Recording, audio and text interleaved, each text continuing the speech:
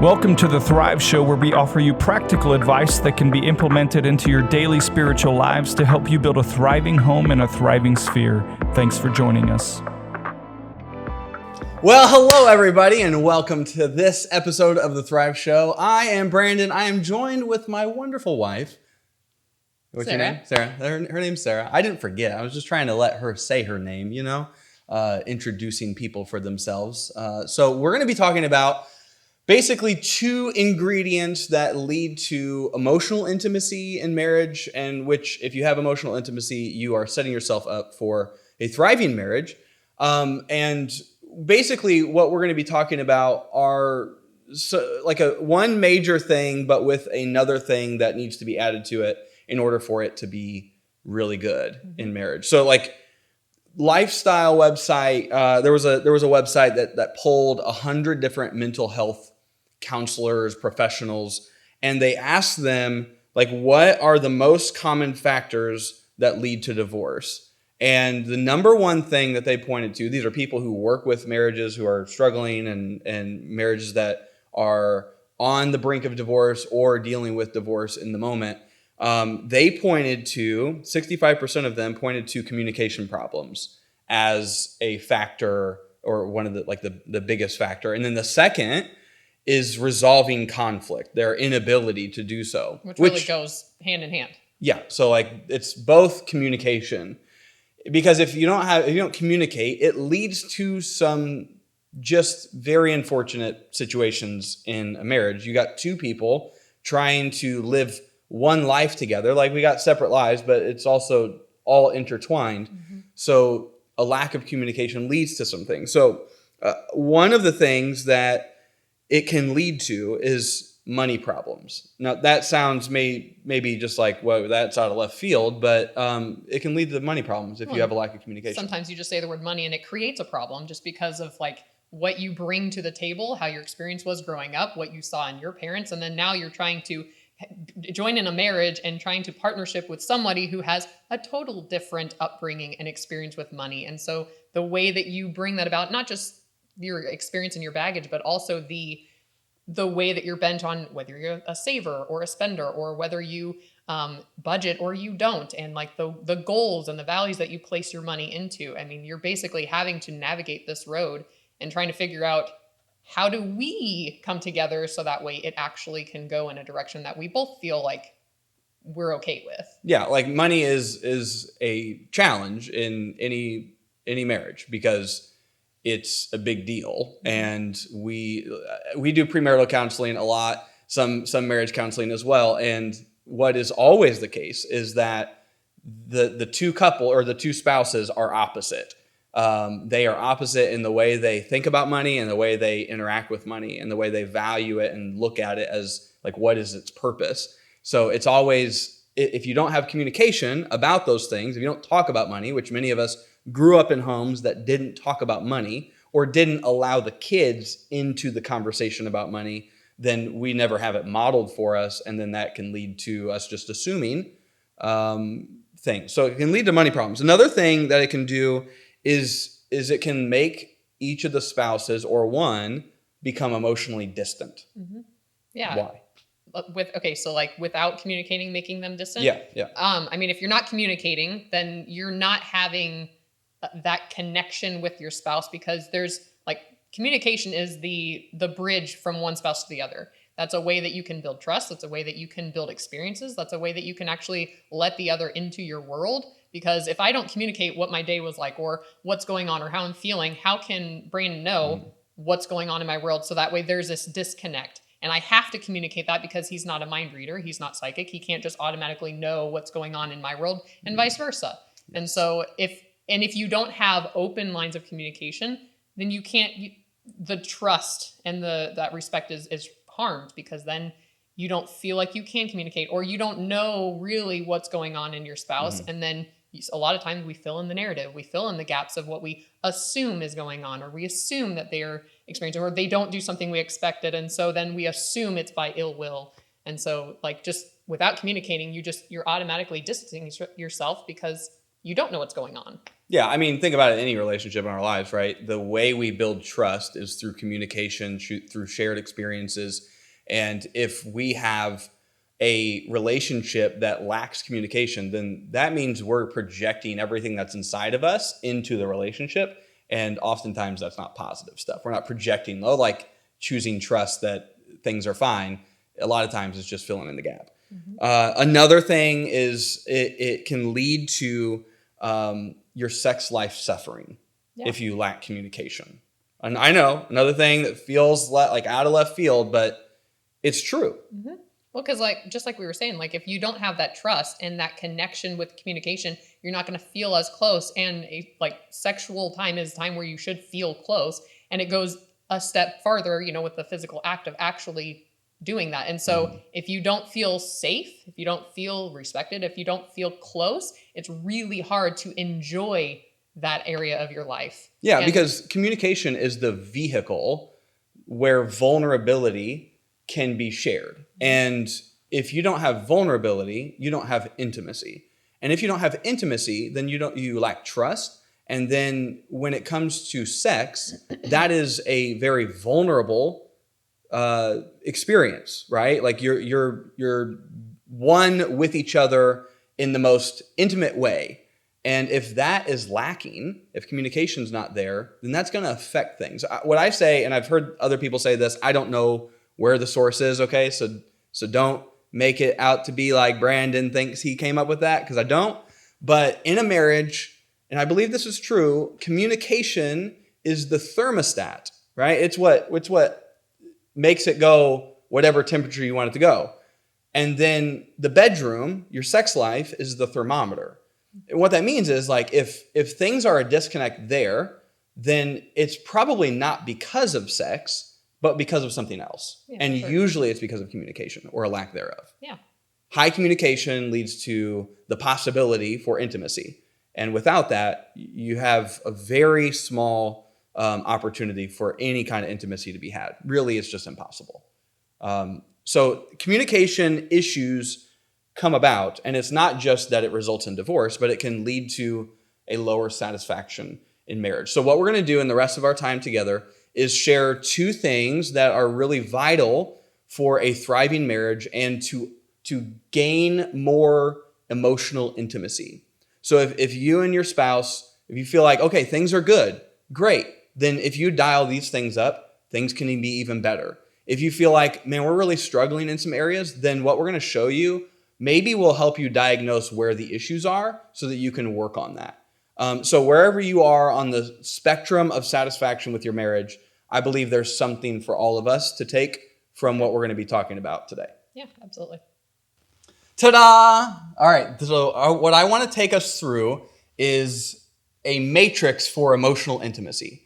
Guys, if you're watching this, or if your wife put this in front of your face to watch, understand emotional intimacy is not a little girly word or girly phrase. Like, you want this in your marriage. If you're married, you want this, okay? Ladies, I already know you know that you want this.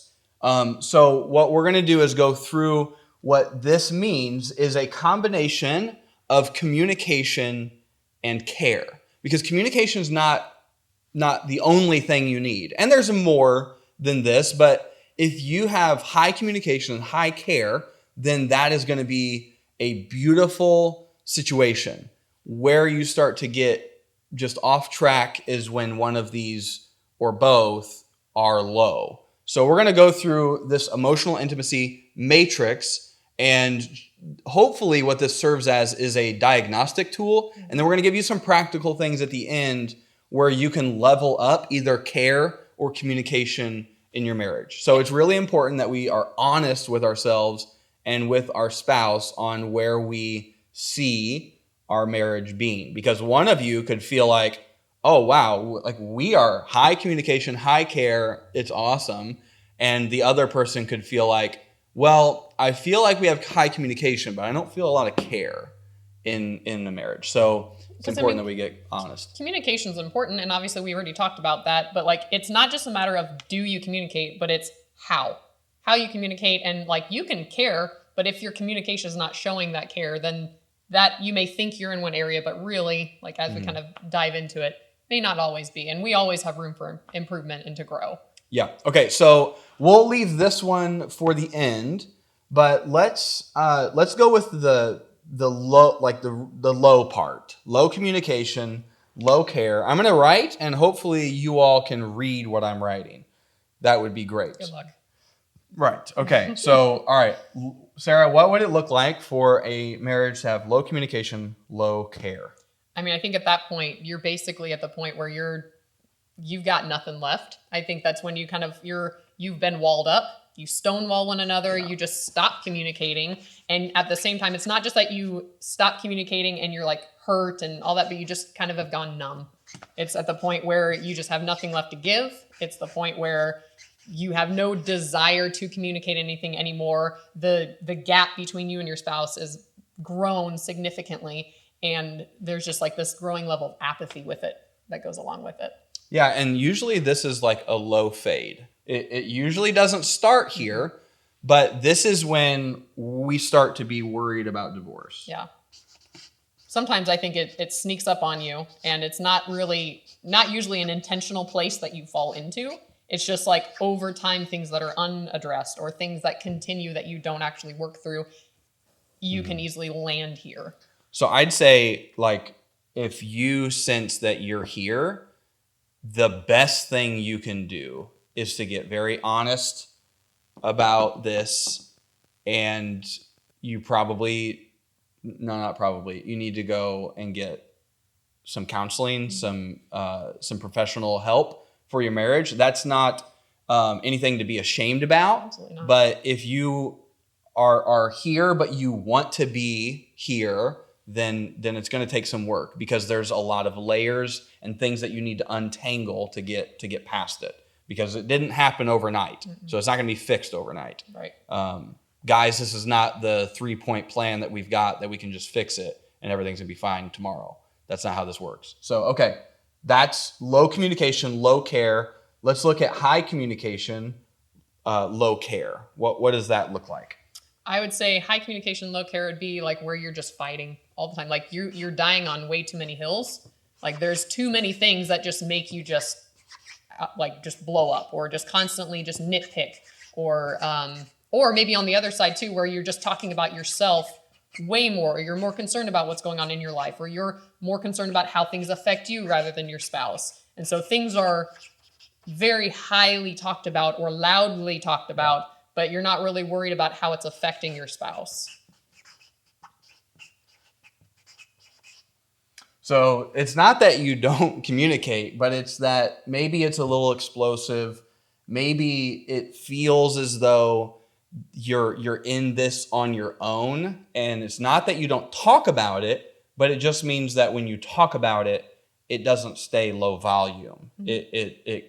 It escalates, and it feels probably like you're not on the same page or not even on the same chapter, because you're voicing what you want or what you need, but there's not a lot of care between the two of you, so then that means it doesn't feel like it's received. Mm-hmm. So that leads to fighting, dying on too many hills, selfishness, nitpicking. And so if that's where you are, then obviously you know that you communicate. You don't communicate very well, and that's not because you aren't able to. It's just a matter of the care, the love not being there. And it's not that it's not like I love my spouse. Yes, you love your spouse, but you're not showing it in a way that they're receiving it. Or you're not offering grace. Yeah. And a lot of times I would say you have too high of expectations, or even maybe even though you communicate a lot, maybe you're not voicing those expectations, and so you're holding your spouse to a higher standard than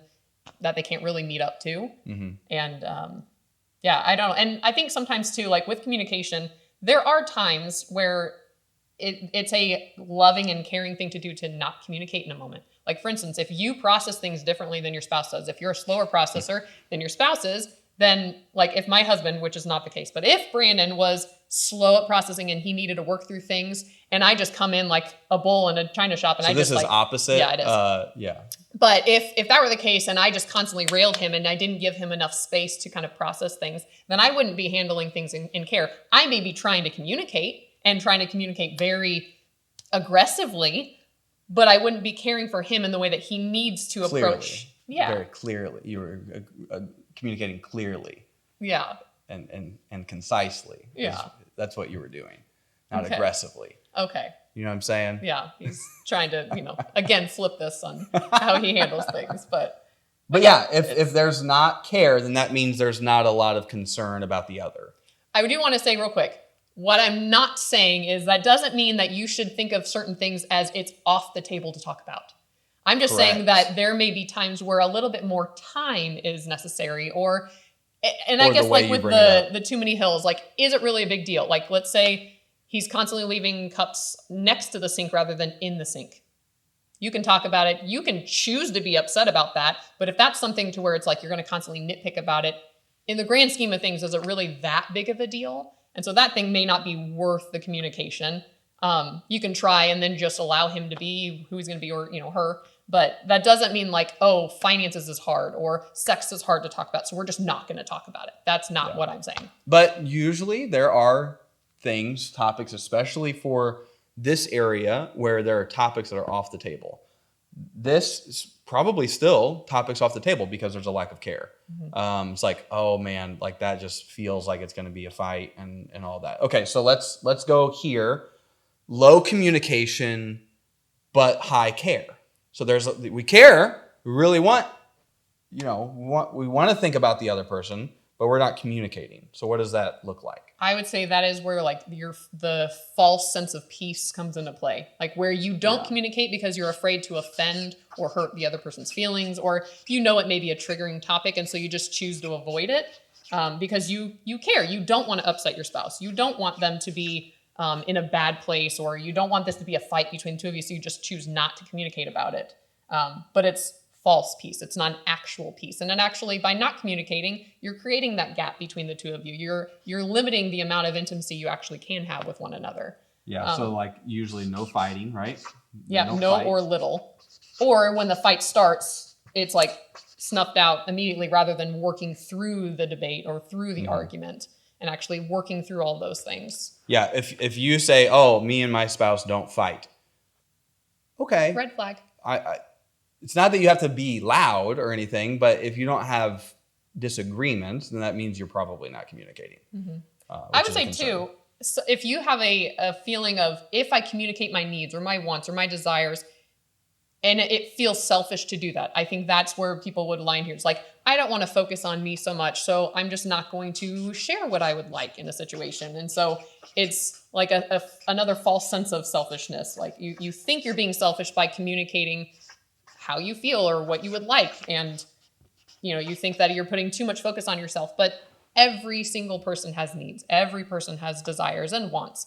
And the person you should be able to communicate that to the most should be your spouse. Like there should be that mutual respect and comfort and security to where you can be vulnerable and talk about those things, and knowing that your spouse actually cares. Right. And because if you don't, then one other person, the other side, is running the show. Like it's always what they want. It's always where they want to do. It's always how they want to handle something, rather than what marriage should be, which is that compromise, that where you're bringing two people, two lives together, and you find what works for the two of you. Because, we're all made in the image of God. I'm not the only person who's made in the image of God. Brandon's not the only person made in the image of God. Us together, when we can work through things and understand how we're different, not just similar, we get a clearer picture of the way God designed people and marriage. And so if we don't communicate about those things and bring our side to the table, we're really limiting the beauty of what can be. Yeah. So not sharing needs or desires, like usually there's one spouse who's more apt to vocalize things, to be outwardly processing, right? But for those of you who are quieter, or maybe like you really do care and you struggle to communicate, I just want to give you permission. Like, you have needs and you have desires, and you shouldn't feel bad about that. It is right and good and necessary to share what those are with your spouse in whatever situation it is. Because if you lack communication, but you do have care, that you're robbing your each other, your marriage, of a beautiful compromise, right? Where each of you come together and are able to work through whatever situation you're facing. And then the other thing is usually the quieter one, the one who's, again, more internally processing, can take on like a martyr syndrome. Not that they intend to, but it's like, I just want to make them happy, so I'm not going to voice what I think or what I want. So it's kind of like this, but it gives a little bit of a different picture of it.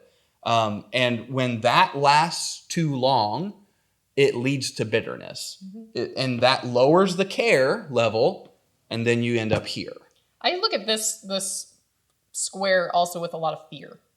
Like, I feel like fear drives it more than trust, because you're afraid to offend your spouse. You're afraid to be vulnerable, maybe. You're afraid to be too selfish, or you're afraid to have the light shine on you too much. I think like that's not where the care and love is really shining strong. But I think it's more of like, I don't want to go there. And then when you have that as like the bedrock of your marriage, you don't have that security and that trust that you should have.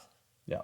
Okay. So let's go up here. So here, let's talk about the beautiful picture when high communication and high care are present within a marriage. What does that lead to? Two things, right? Well, you have intimacy.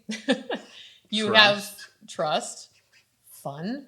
Like, you're able to be more yourself in a more free way, because you don't feel like, if I vocalize this or if I'm acting in a certain way, that I'm going to be judged for it, or I'm going to be attacked for it. There's that communication where you feel like I can be fully me and be accepted for being fully me. And then when you have that on both sides, you just have more fun. I mean, you have more opportunities to be spontaneous and a better sex life, because you're feeling closer. And then not only are you feeling closer, that would lead to just more comfort in the bedroom, but also you're communicating about what actually goes on in the bedroom, so you can enhance the experience as well. It's okay to talk about, hey, I like this. Hey, I don't like this. Hey, can we do this more? Hey, let's not do that. Whatever that is. And it leads to fortitude together. Because when you go through hard times, which you will, right? You know that.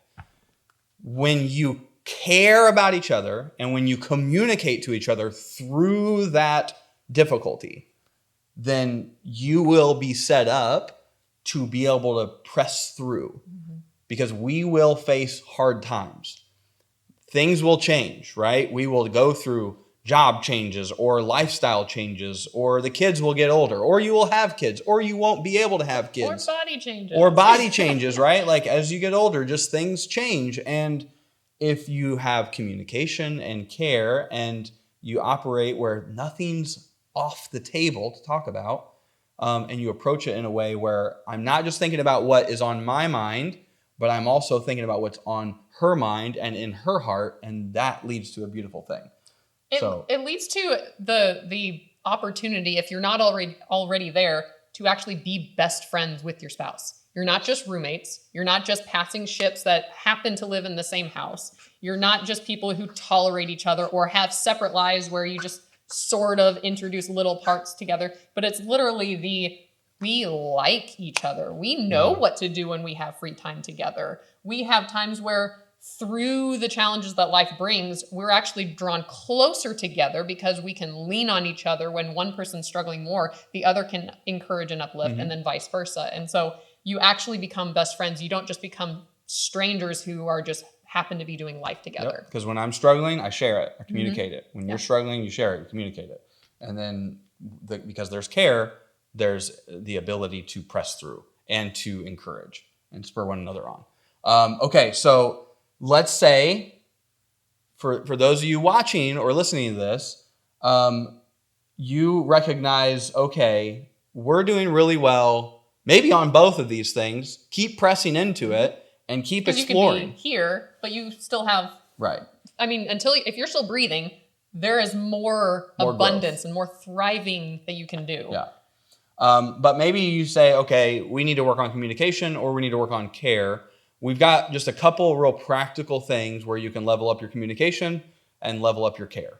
So if you're looking at this matrix and you see that where you're lacking is maybe in the communication, where you're a little bit more on the lower end of the scale, like Brandon, what would you say? What advice would you give couples? So just a very practical thing you can do is just share something that you've never shared before with your spouse. This is okay when there's high care, low communication, okay?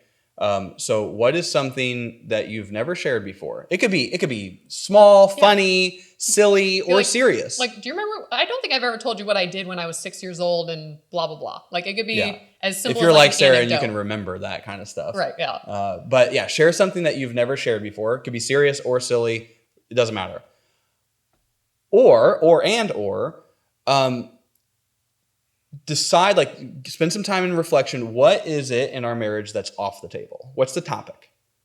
And then choose to talk about that. Mm-hmm. Like, maybe you've never talked about money. Talk about it.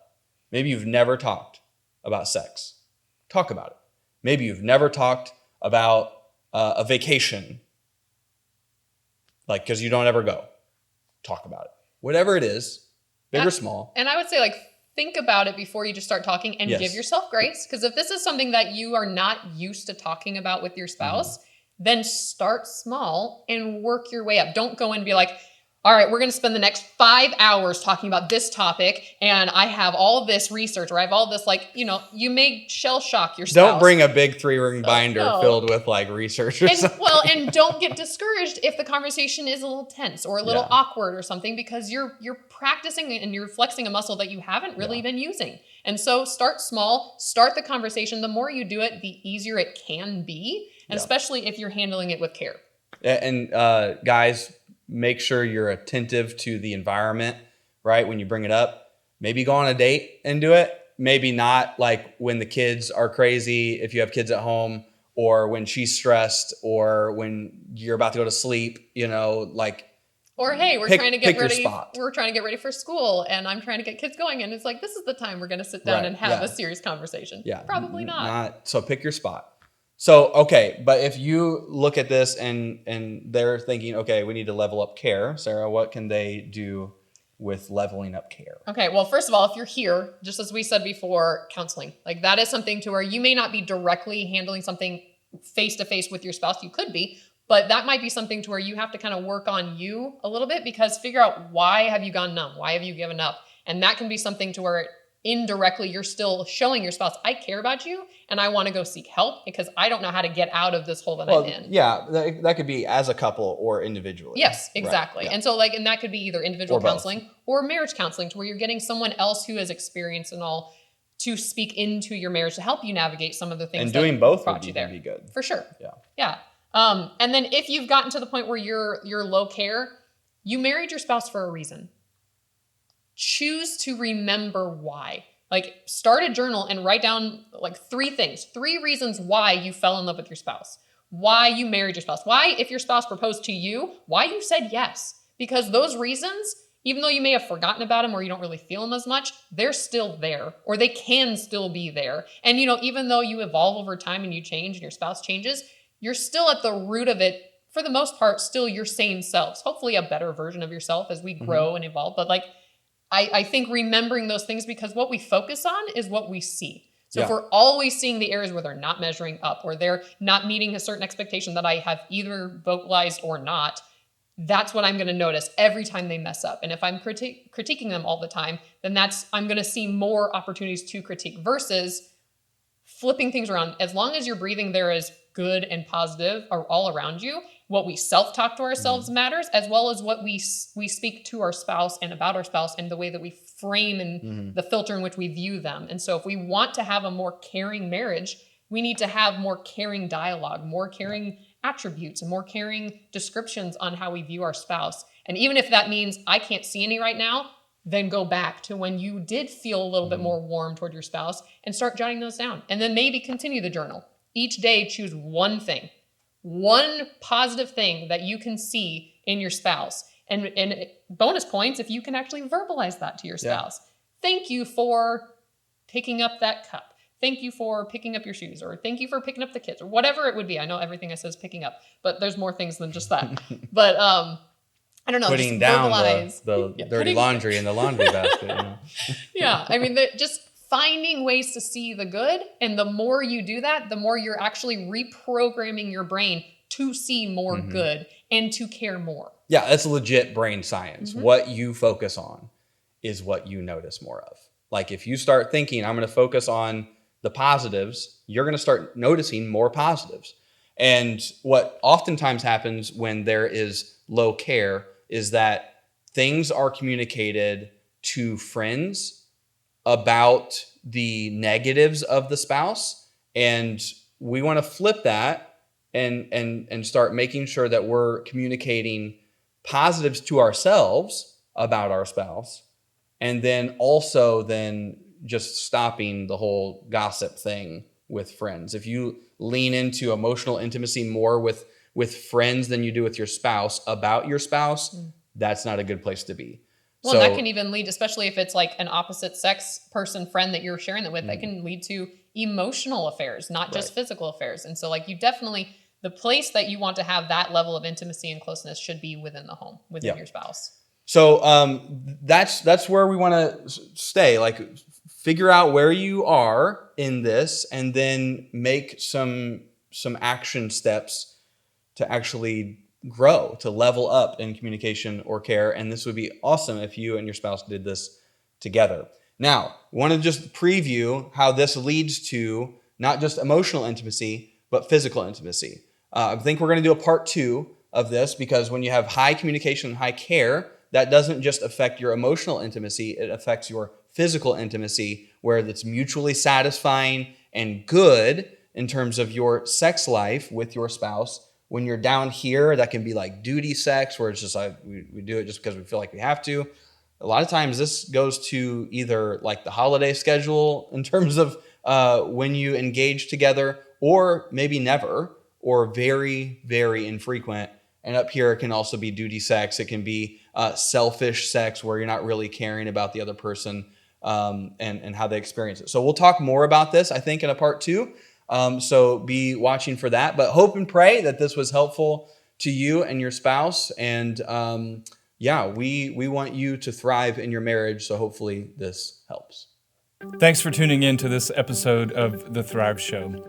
Our vision at the First Church of Christ is to build thriving homes and thriving spheres. And that can only happen with a thriving relationship with our God. Now, if you want a fun and interactive way to get your household thriving in all those areas, you're definitely going to want to check out this new game that we've created. It's called the Thrive Deck, and it's available now. To play the game, simply draw a card from the deck once a week and do whatever the challenge says. If the challenge doesn't apply to your household, do the option instead. And if the challenge isn't quite challenging enough, then you have a bonus option you can do as well. Each card has a designated challenge based on one of 3 different categories. One focuses on your home. These challenges are designed to help you thrive in your household, whether you live alone or with a spouse or with children. Another category emphasizes your relationship with God by offering new ways to encourage growth in your personal spiritual life. The last category prioritizes your relationships within your personal spheres of influence. These cards might challenge you to step out of your comfort zone with friends, coworkers, or acquaintances and help you all thrive in your relationship with God. So are you up for the challenge? Visit the FCC Welcome Center to purchase yours and keep thriving in your homes and in your spheres.